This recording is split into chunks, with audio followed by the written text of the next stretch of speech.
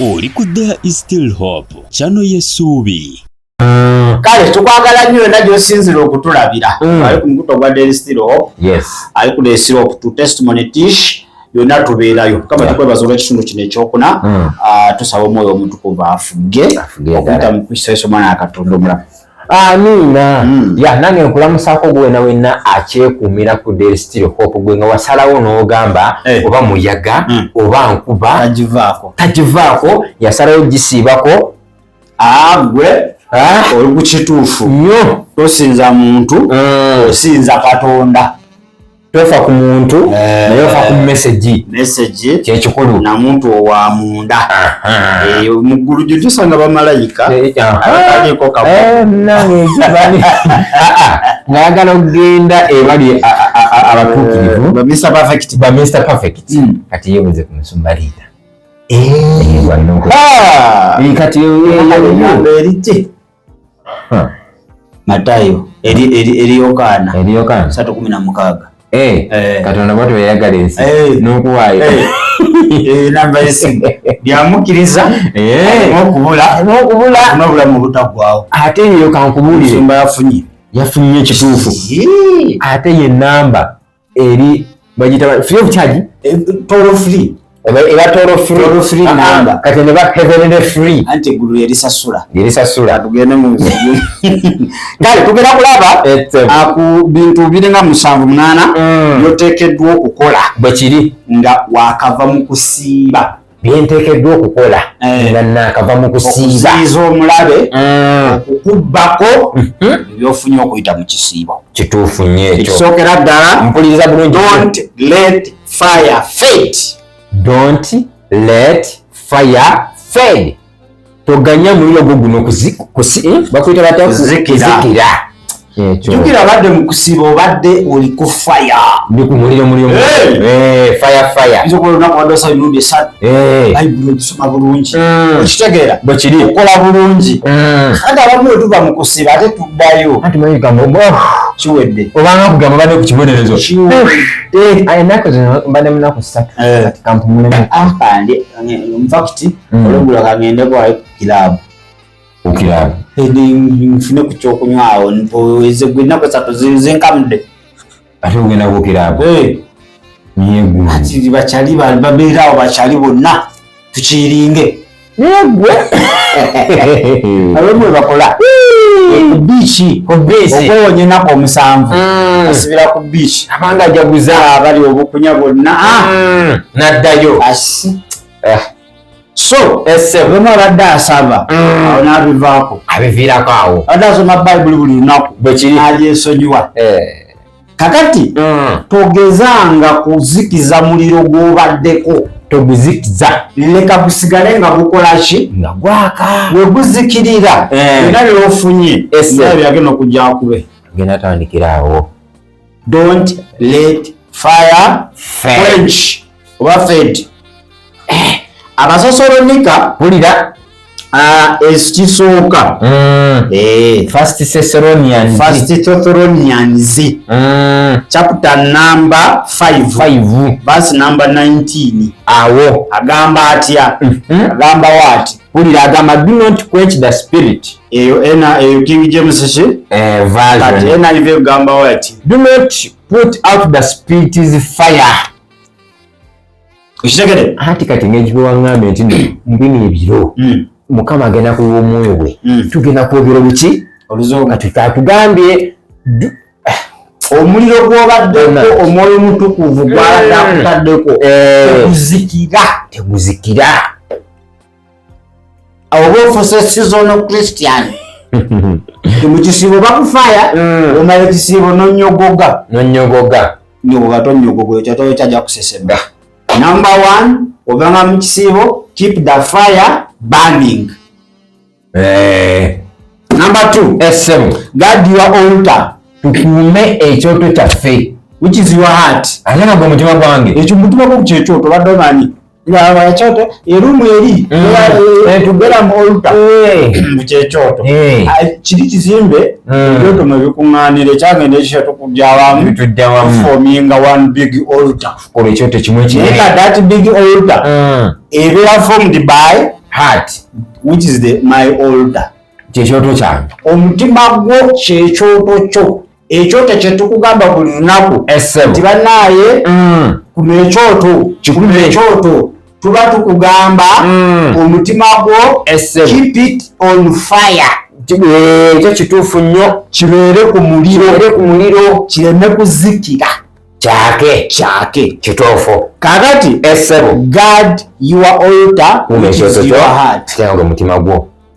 Wetuba mu kusiiba omutima tuguleka ne gudda mu by'emabega ne tubaddemu tugulagajjalira ne gufumitibwa buli kimu which is not good. Ekitali kirungi. Ng'awo obadde ogukuumye mu kisiibo eky'okuvuma bwe kiri, ekyokulimba, ekyokwenda, ekyokukola buli kimu. It's the same thing. Olina okwongera ogukuuma n'obanga okivuddemu. N'obanga okoze ki? Okivuddemu bwe kiri. Kale engero 4:3 Pulira basomere engero 4:3. Keep your heart with all diligence, for out of it springs the issues of life.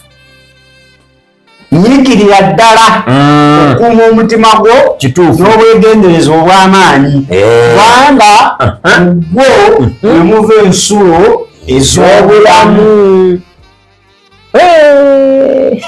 Ajja kitegeera. Kati buli bw'ova nga mu kusiiba omutima kyekyoto kyo kyange sigala ng'okyakikuumye kibe nga kyaka. Kituufu. Namba 3. Protect your purity. Kuba obutukuvu bwo. Jjukira obadde osiiba bwe kiri obadde mu kwetukuza buli ssaawa. Okwegendereza okwo otuweeze Mukama naaza ate ovaamu nofuka kasolo ka ggwanga nodda mu bisooto kasolo ka ggwanga. Ekinyanyigiza enogira ne mbadde ngategera mangu. Ofuka ddaaka nkutegedde. Sigala obwo obutuukirivu bw'ofunye Essebo obukuuma oleme bbuluuzinga. Mukuume bulungi nnyo. Kuba Sitaani mwayagala okuyita okukubbako ebyo by'ofunye. Bw'ofuna ebintu okuyita mu butukuvu buli w'odugala Sitaani abibba. Kubanga ebyo ebintu bikuumiddwa na butukuvu buli w'oddugala nga bigenda.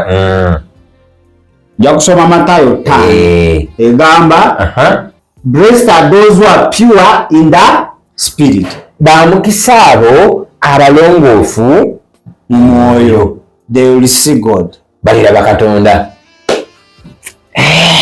Olusigala Katonda si kumulabako lumu. Okaba naye mwakobudde nalaba Mukama n'okuva guno ne gwatandika owulira buwulizi ku maleediyo n'abantu nga bamwogera ewange ne bamukola tati nganda kuli teri. Okitegedde? Keep that purity. Sigala ng'oli mulongoofu. Number 4. Mpulira. Stay alert. Kati alati. Okitegedde? Beera ng'oli bulindaala. Beera bulindaala buli ssaawa. Tolowooza nti biwedde nti omulabo omaze omumwangula ovudde mu 3. Aze kukola pulaani B. Bagambye addayo ku drawing table. Aluke. Be alert. Beera bulindaala nnyo. Byobadde okola byonna ebibadde bikukeeping okubeera alert. Yongera obikola. In fact ngende deeper. Genda mu maaso nabyo. Omulabe wabadde oba omulengera. Kituufu nnyo. Buli kya planning oba omulaba. Okulaga kwa Katonda oba okulaba. Bwe kiri. Oba olaba buli move. Zonna entambula. Yonna. Leetera ekisooka. 5:8. Be sober minded. Be watchful and sober minded. Kubanga omulabe wammwe atambula awuluguma alinga empologoma anoonya gwanaalya. Kati kutofaga empologoma njiwaguddeko enjidduseeko ndi mu kilomita 2 tesobola kunsanga njala erijjiruma enoonya kakulya ejja kusanga kulye wadde ogitoloseko byala ati disaawa yonna ez'okugwako. Kituufu nnyo. Ekyo namba ki? Enamba eyo namba 4. Kakali namba 5 gye tugamba pulira nti don't doubt tobuusabuusa buli oba mu kusiiba Sitani agenda atandika okuleetera okubuusabuusa obuusabuusa asa twagogabuleo walaba ekyakyusa wali ekyakyusa kwanti ate embeera eri kweyongera oyimanya satwago oyinza okuba nga wayingiddemu nandowooza zo oyinza okuba nga Mukama teyabibaddemu nengwe kankubula ekyamazima nsiibye ogana kubuli nsiibye asa twagonze ndaba era waddagidde bwereere simanyi binakola singa gadde byakukola waligenza ogavaamu nga byatandise dde okukola ndaba kituufu naye newalabe wakava mu kisi teziisezi bini ekyo Kisiibo gambira nti kifu wadagira bwereere isazembe linnya eryayo era naye mutuufu agenda asala nasibira bwereere kiwedde byonna byobadde bakupakingidde obiyiye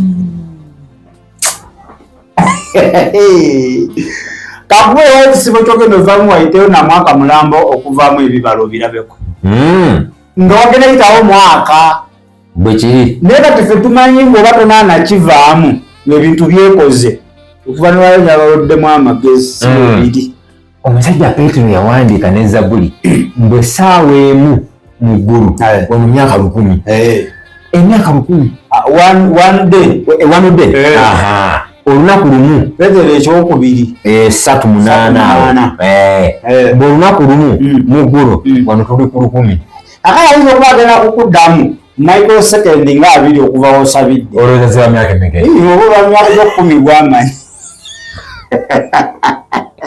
ali waliko omusezi Sitani nagamba wa wadagira bwereere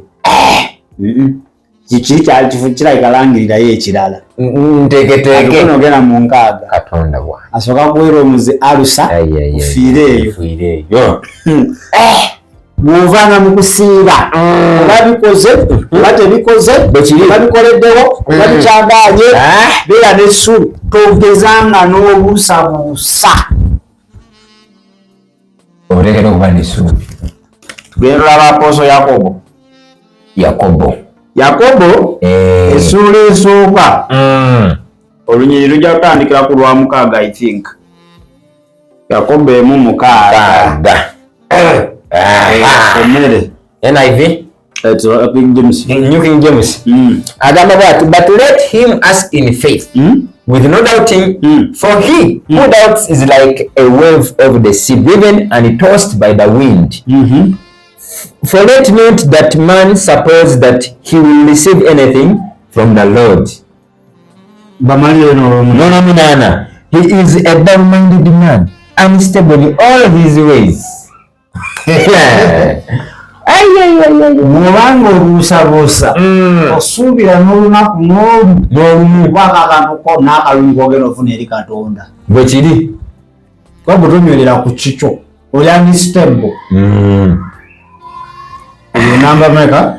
Eyo namba nti okusinzangawo n'emizi point endala essebo keep the faith. Tuna okukkiriza kwo nga bwe watandikira mu kukkiriza n'omaliriza oyongere n'okukkiriza kugenda maaso n'okukkiriza okwo nkukuume paka tosuula kati Sitani ajja kujja asookere mu dawuti kasoyengera dawuti atuwana oba ogudde okubuusabuusa okukusuulira ddala okukkiriza kituufu nnyo jiwano yinda nze nzikiriza Mukama embeera soginzijawo kituufu omumala 3 ye mu butuufu embeera simanyi oba Mukama asobola gimpa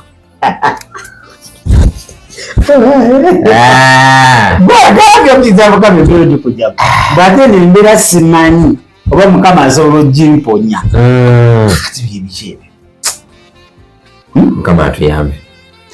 Abebulaniya 11 jasoba 11 yonna ategeere kye bayitwa okukkiriza kye kwakyo kukola okukkiriza kye bakuweeko n'abamu babedde mu kukkiriza Bayibuli omwo bwe kiri ndowooza okukwo Abulaamu yakkiriza bamugambira mu myaka gyali 6 oba 7 yali taata w'amawanga bwe kiri yakifuna kiseke emyaka oba 3 ng'ali mu 10 naye ng'akkiriza teyava kukukkiriza. Nfe leero okkiriza ko leero enkyane nzikiriza dakika 5 kazonkuba omugongo yangambye tekola olaba wakuba nti naze gakkiriza musanyusa bo boogera kuba boone si yakirimu era nkubulire embeera gye ndimu nze sikiwendi mukama asobola nozatunyaganira naye bino bamikubeko omukubira byeze birina kukkiriza wati amala gasaasira lagaba tomanya biyinza nkyusa ekisembayo patience omuzungu kyayita okugumiikiriza olina okusigala ng'ogumiikiririza naawo awatasaanira kugumiikiriza. Ekyo nekituufu. Dawudi agamba atya I waited patiently, nalindira mukama n'okugumiikiriza. There is patience, there is waiting upon the Lord. Waliwo okulindirira mukama. But there is waiting patiently. Waliwo okulindirira nga bw'ogumiikiriza. Okulindira oyinza otendewalirwa. Bwekiri. Naye okulindira n'obugumiikiriza gamba buli bwolwo ndikituukako osola waatafa atuuka kulyengedde. Okitegedde? Kitegeera so bye ebintu by'oteekeddwa okukola nga wakava mu kusiiba. Abitegedde. Abali ku TikTok otugambye mpulira bintu biringa 7 oteekeddwa okukola nga wakava mu kusiiba. Ekisooka olya bulungi don't let your fire fade, toganyanga muliro gukuzikira. Basosolonika ekisooka 5:19. Ekyokubiri guard your heart, uma ekyoto kyo your heart is your altar. Engero 23. Ekyokusatu stay alert, beera kulindaala. Petero ekisooka 5:8. Essebo. Ekyokuna mpulira ekyokuna don't doubt, tobuusabuusa. Obeera nakola ki? Nakubuusabuusa. Bwe kiri Yakobo mpulira 1:6-7. Ekyokutaano mpulira bulungi protect your purity, kuuma obulongoofu bwobwo tobusuula. Matayo 5 jaddusanga awo muzisooka. Bwe kiri olwo eky'omukaaga keep the faith, kuuma okukkiriza. Ebbulaniya 11. N'ekisembayo bwe kiri be patient, beerako omugumiikiriza gundi. kakati wemaliriza ebyo oba tonamu bulamu bwo bumuwe gwe wa Kristo, bulamu bwabeera omulokozi bwe kiri era mukama w'obulamu. Amiina. Twala Kristo yagenda okuwa byonna byonna bye twogeddeko ye number 1 factor. Enda batusomesanga what are the key factors? Primary bagita primary ziba primary factors. Kati nimunya primary mbadde manyi ya wansi nsobera bangamba nga primary ne secondary nga manyi secondary ziri ez'amaanyi, kumbe za primary nezitandikibwako ezo ndowooza engeri gyepiwa ndowooza gyetandika grassroot baze baagala. kati Kristo ye grassroot. Ziri secondary ziba by the way you can deal without them. Naye oba tolina primary essebo nga ye Kristo muganda wange agamba Yesu nkwebaza kubanga nkyali mulamu era ntegedde amazima g'ekigambo kyo. Mbadde nsiiba naye nga n'olumu mala budde nga bye basomesezzaako sibikola, naye olwaleero mpulira ekigambo kyo neenenyezza era onkwatudde obeera omulokozi wange, ompenga amaanyi agasobola okutambulira ate mu kigambo kyo okuyita mu Kristo Yesu. Amina era amina ddala. Tubaagala nnyo yonna gye musinzidde okubanga mutulabira, tetugenda kubanga tusukkako wano olunaku olwaleero. Tujja kukwatagana enkya olw'okusande akawungeeze ne puroguramu zaffe ez'enjawulo. Tubaagala nnyo, beere bulungi ate era Webale kulaba There is still hope. Okumanya ebisingawo tukubire ku 0752 34 14 47 oba ku 0761 08 83 15. Osobola n'otufuna ku email eya tishitv74@gmail.com. Eno ye There is still hope, channel y'essuubi.